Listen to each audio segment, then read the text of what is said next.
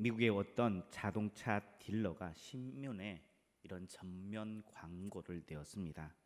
이 자동차는 당신이 태어나서 40세까지 산 만큼 빨리 달립니다라는 문구를 내었습니다. 누군가는 나이 먹은 만큼의 속도가 얼마나 빠른지 잘 모릅니다. 그런데 나이를 먹어본, 인생을 살아본 그런 사람은 세월이 얼마나 빠른지를 다 알고 있습니다. 그렇지 않습니까? 우리 성도님들 중에서도 참 세월이 빠르다라고 생각하는 분들도 있을 것입니다. 그리고 그 광고 뒤에 이런 후문의 문구가 추가되어 있습니다. 무슨 말이냐고요? 중간고사를 준비하다가 잠깐 졸았는데 깨어보니 20년이 지나 나는 직장을 다니고 그동안 아내가 생겼고 2명의 자녀가 생긴 겁니다라고 기록했습니다.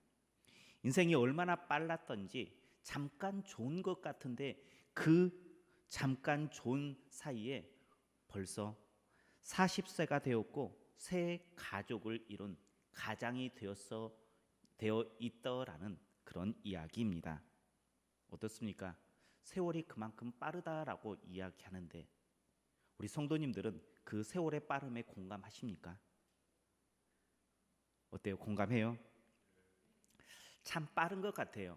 감동 2021년 시작한 지 얼마 되지 않은 것 같아요. 근데 벌써 마지막 주를 우리는 지금 보내고 있습니다. 이제 일주일도 채 남지 않았습니다.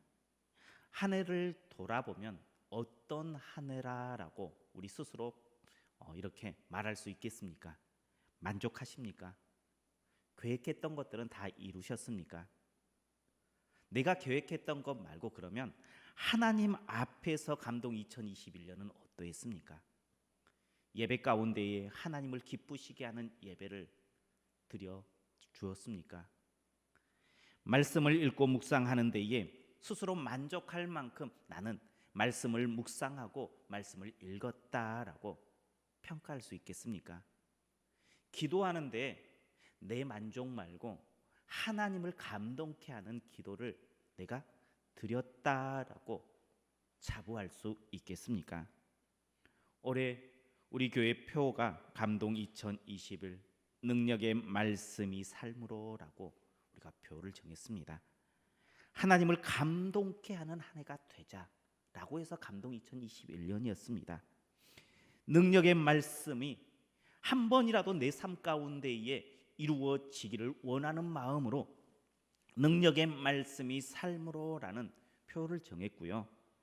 매주 말씀을 내 삶에서라는 표를 외쳤던 기억들이 우리에게 있습니다. 어떻습니까?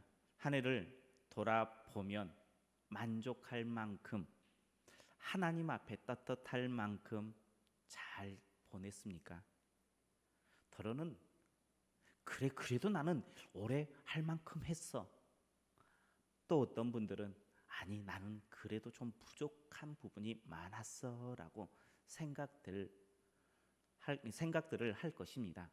그런데 그것이 만족한 삶이었던 부족했던 삶이었던 지금은 뭐 해야 될 때예요? 마무리해야 될 때예요. 지금은 중요한 것은 며칠 남지 않는 이 시간 내가 어떻게 이 한 해를 마무리하느냐가 중요한 시기에 달려 있어요. 내가 어떻게 했는지 안 했는지 부족했는지 만족했는지 물론 따져보는 것도 중요합니다. 그런데 마무리를 잘 해야 하는 시간 가운데 우리는 놓여졌다는 거예요. 지금 이 시간을 우리는 잘 볼 수 있어야 돼요. 그래서 이 한 해를 잘 마무리해 나아가는 우리 성도님들 되시기를 축복합니다. 우리 옆에 분들과 함께 인사하겠습니다. 이제 마무리해야 할 때입니다. 우리 성도님들은 이제 일주일 채 남지 않은 감동 2021년을 어떻게 마무리해 나가시겠습니까? 우리가 방금 인사했습니다. 이제 마무리해야 될 때입니다 라고 인사했는데 어떻게 마무리하시겠습니까? 할 계획을 가지고 있습니까?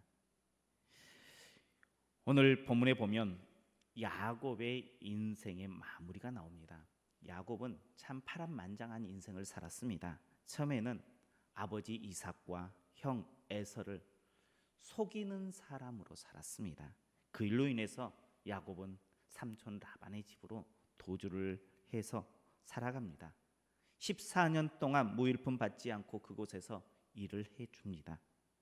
그리고 다시 가나안 땅으로 돌아가려고 하는데 형 에서가 무서워서 야복 강가에서 죽음을 각오하여 하나님과 기도의 씨름을 해 나아갑니다. 그리고 나서 형을 만나고 다시 가나안으로 이동합니다. 그리고 얼마 후에 10명의 야곱은 10명의 자녀들에게 이제는 속이는 사람이 아니라 속는 인생을 살아가요. 가장 사랑하였던 아들 요셉을 10명의 자녀들이 들짐승에게 잡혀 먹어 죽었다라고 이렇게 속아요. 형들은 요셉을 그렇게 아버지를 속이고 노예로 팔았던 것입니다. 이렇게 야곱은 속였던 인생에서 이제는 속은 인생으로, 사랑하는 자식을 잃은 인생으로 오랜 시간들을 보냅니다. 그러다가 그 심한 가뭄이 그 지역에 듭니다. 양식이 떨어졌습니다. 그런데 양식이 애굽에 있다는 소문을 듣고 그의 자녀들을 보냅니다. 그리고 그 자녀들을 통해서 요셉이 살아있다라는 소식을 들어요. 그리고 살아있을 뿐만 아니라 애굽의 총리가 되었다, 아버지를 모시고 오라라는 그런 메시지를 듣고 야곱은 애굽으로 내려갑니다. 그리고 그곳에서 어느 정도의 삶을 살다가 이제는 인생을 마무리해야 될 때가 왔어요. 오늘 이 야곱이 인생의 마무리를 어떻게 해 나아가는지를 잠깐 나눌 때에 감동 2021년 나는 어떻게 이 한 해를 마무리해 나아갈 것인가를 힌트를 좀 얻는 시간이 되었으면 좋겠어요. 어떤 방법이 하나님의 자녀의 그 마무리해야 되는 길인지를 깨닫는 은혜의 시간 되시기를 축복합니다. 먼저 야곱은 자신의 인생을 마무리할 때 그 시점에서 자녀들을 축복해 주었다는 거예요. 오늘 본문의 말씀 28절 말씀 한번 같이 보겠습니다. 이들은 이스라엘 12지파라.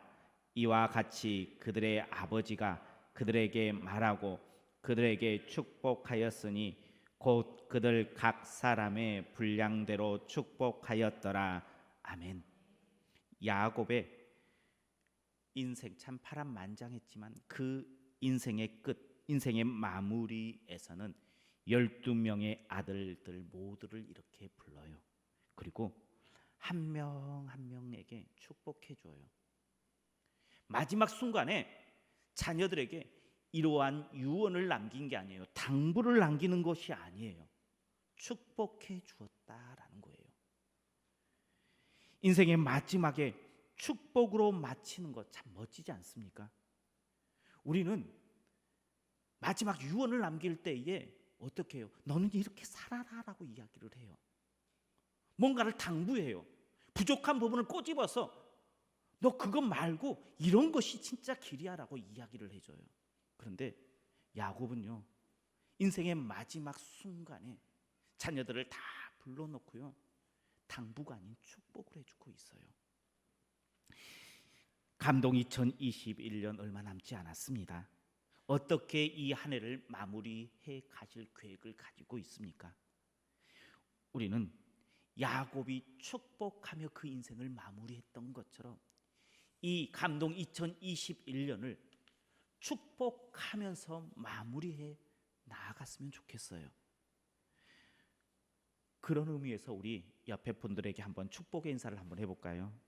당신은 주님의 이름으로 잘 되길 축복합니다.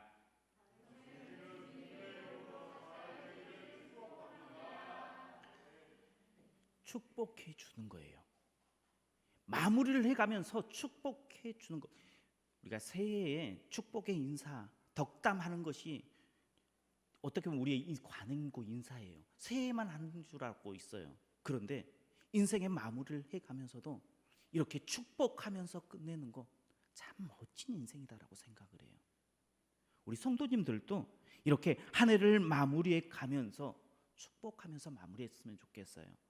자녀들을 다 불러놓고 올 한 해가 어떠했는지 한번 이야기해 보십시오. 서로 나누십시오. 그리고 나서 할 수 있는 것으로 자녀들을 축복해 보십시오. 그냥 걱정의 어린 마음으로 격려하고 권면하는 거 말고요. 권면하다 보면 그 잔소리로 들려요.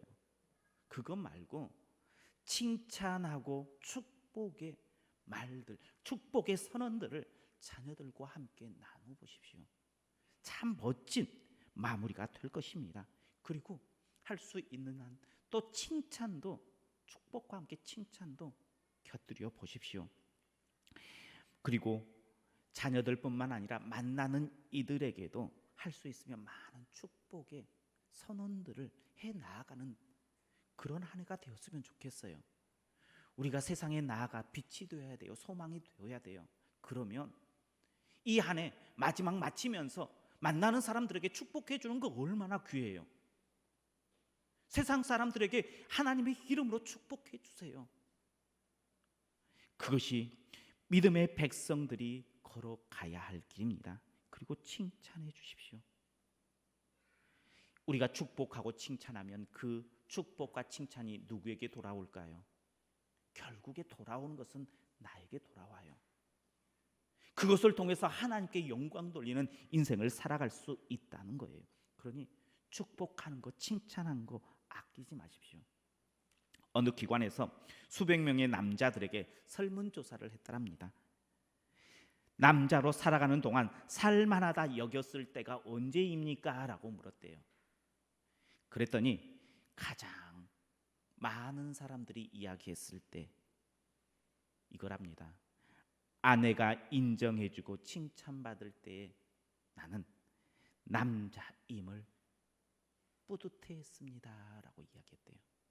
두 번째가요, 직장에서 일을 잘했다고 동료들에게 상사로부터 인정받았을 때 그때에 참 뿌듯했다라고 이야기를 했어요. 뭔 말입니까? 칭찬해 주라는 것입니다. 격려해 주라는 것입니다. 축복해 주라는 말입니다. 칭찬은 고래도 춤추게 한다라는 말이 있습니다. 고래가 춤추면 누가 기뻐요?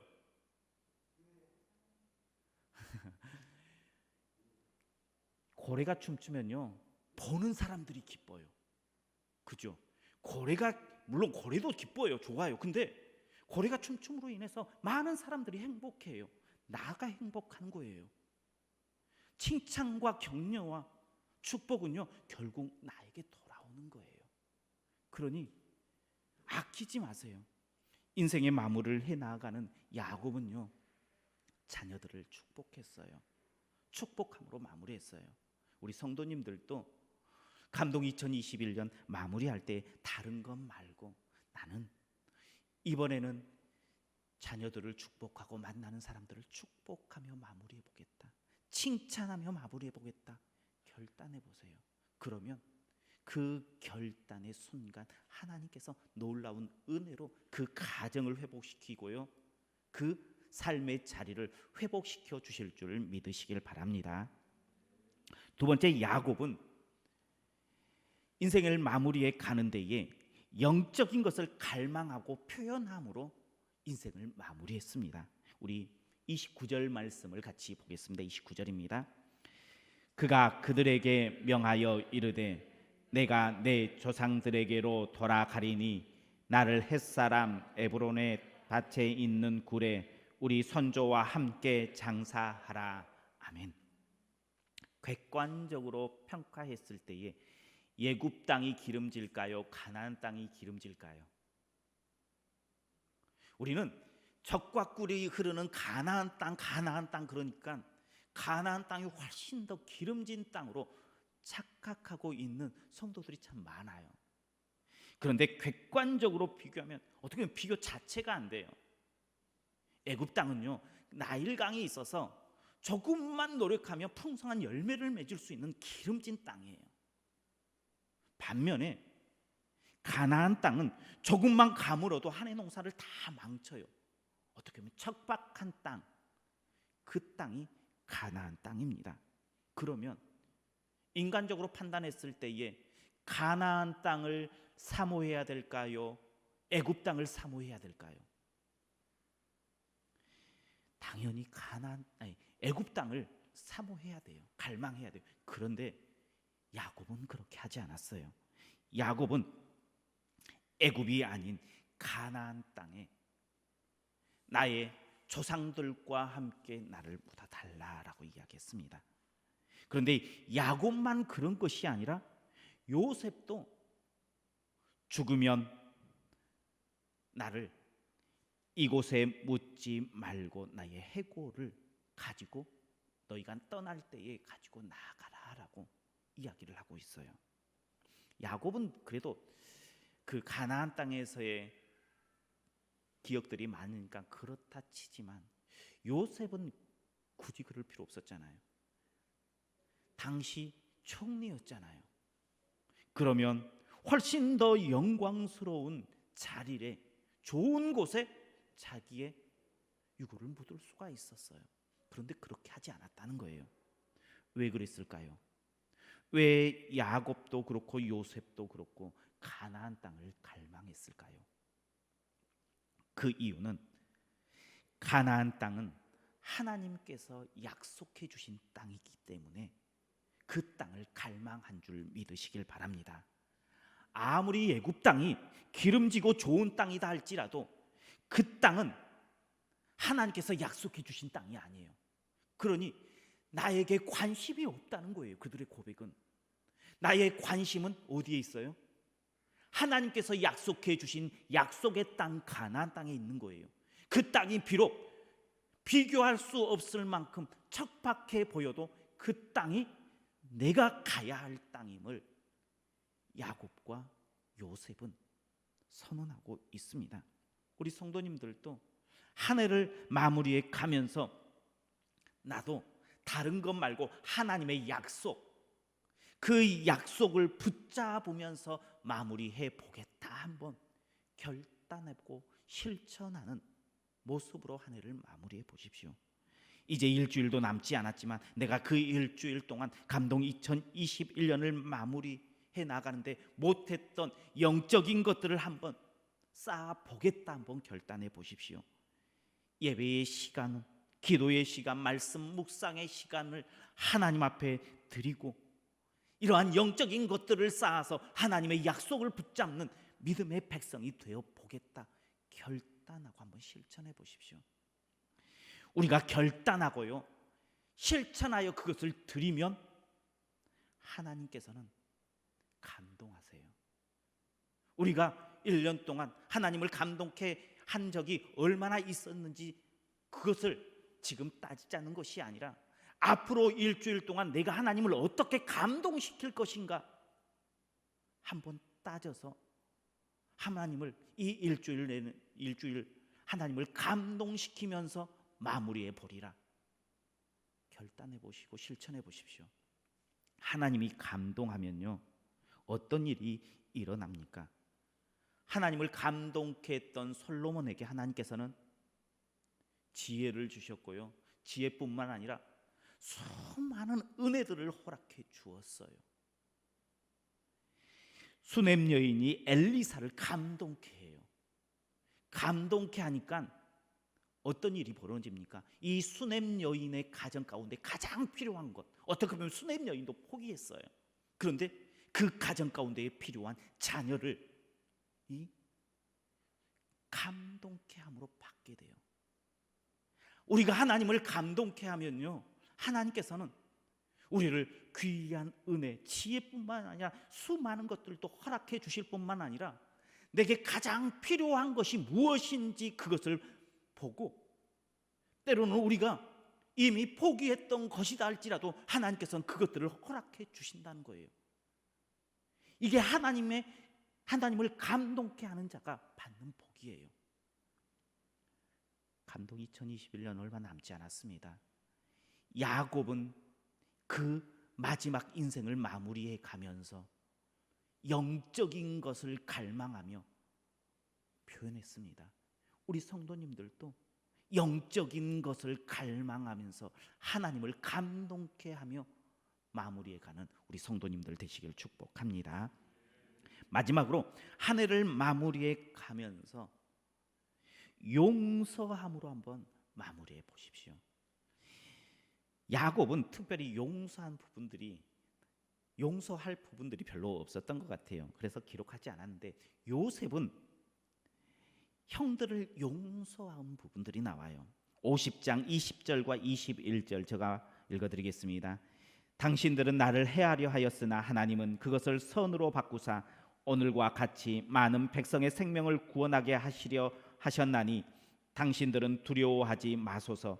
내가 당신들과 당신들의 자녀들을 기르리이다 하고 그들을 간곡한 말로 위로하였더라. 아멘. 새 것은 새 부대에 담아야 합니다. 묵은 것을 청산하지 않으면 새 것을 담을 수 없어요. 요셉은 자신의 억울한 인생의 시작이 어디에서부터 시작되었는지 잘 알아요. 어디에서부터 시작이 되었습니까? 형들이 자신을 노예로 판 것에서부터 시작이 되었습니다. 그런데 그런 일들의 억울한 일의 시작인 형들을 용서해 줍니다. 하나님께서 그 형들의 악을 선으로 바꾸어 주셨습니다. 이제 두려워하지 마십시오. 내가 형들도 책임질 것이고요, 형의 자녀들도 책임질 것이고요, 형의 손자들까지 내가 책임지겠습니다. 용서하는데 그냥 용서가 아니라 모든 것들을 다 용서하면서, 모든 것들을 다 용납하면서 용서하고 있는, 말이 아닌 삶으로의 용서를 하고 있는 요셉이었습니다. 용서는요, 상대방을 위해서 하는 것이 아니라 내 자신을 위해서예요. 상담학자 보미 커닝햄이라는 사람이 치유적인 용서의 역할이라는 글에 베스라는 여인의 이야기를 이렇게 남겼습니다. 베스는 신앙인이었고 성공한 여인이었습니다. 그런데 그가 어느 날 자신의 손목의 동맥을 면도칼로 그어서 자살을 시도해요. 비서가 발견해서 겨우 목숨을 잃었습니다. 그래서 이 커밍햄이 그녀에 대해서 상담을 해요.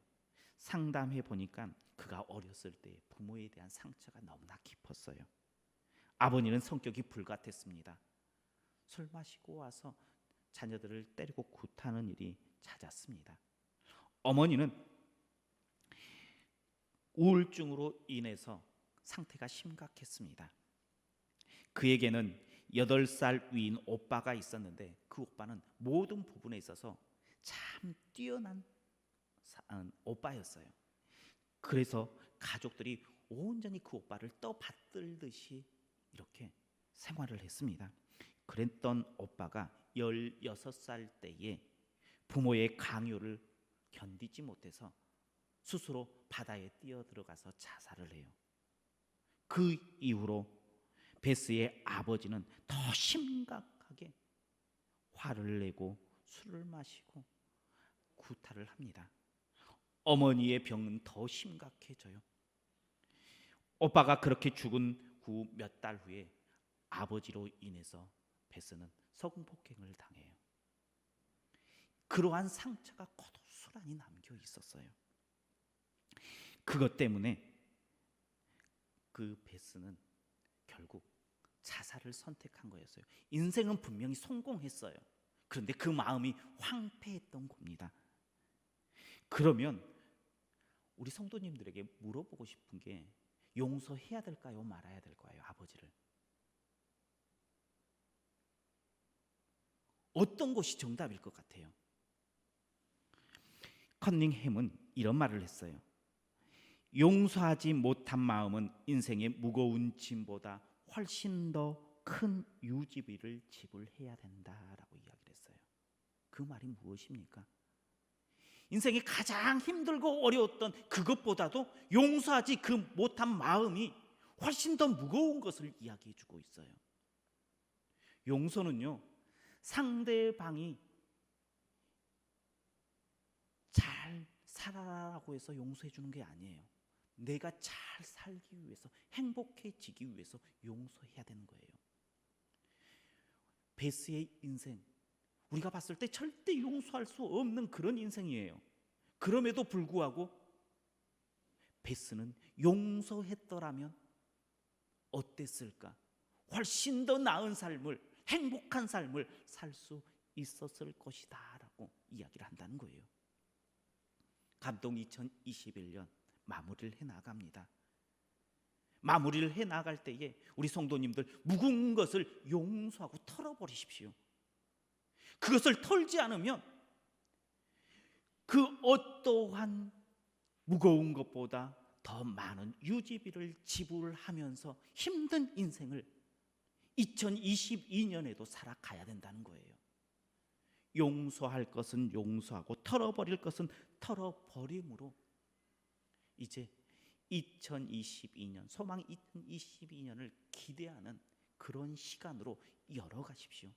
용서는 바로 나를 위한 것이고 소망 2022년을 새롭게 열어가는 길임을 아무런 거칠 것이 없는 길로 나아가는 방법인 줄 믿으시길 바랍니다. 이제 우리는 마무리해야 될 때입니다. 어떻게 마무리해 가느냐에 따라서 다시 올라가는 인생의 오르막 인생이 될 수도 있고요, 그냥 평범하게 똑같은 인생이 될 수도 있고 추락하는 인생이 될 수도 있습니다. 어떻게 마무리해 가시겠습니까? 칭찬하고 축복함으로 마무리해 보십시오. 영적인 것을 갈망함으로 소망을 하나님께 둠으로 마무리해 보십시오. 그리고 묵은 것을 다 내려놓고 용서함으로 마무리해 보십시오. 그러면 감동 2021년 나머지 시간도 은혜의 시간이 될 뿐만 아니라 소망 2022년은 우리에게 떠오르는 한 해가 될 줄 믿으시길 바랍니다. 그런 인생을 계획하는 우리 성도님들 모두가 되시길 축복합니다. 기도하겠습니다. 사랑이 많으신 하나님 감사합니다. 하나님, 감동 2021년 지금까지 함께하여 주신 은혜에 감사합니다. 이제 감동 2021년을 마무리해 나아가야 할 때임을 고백합니다.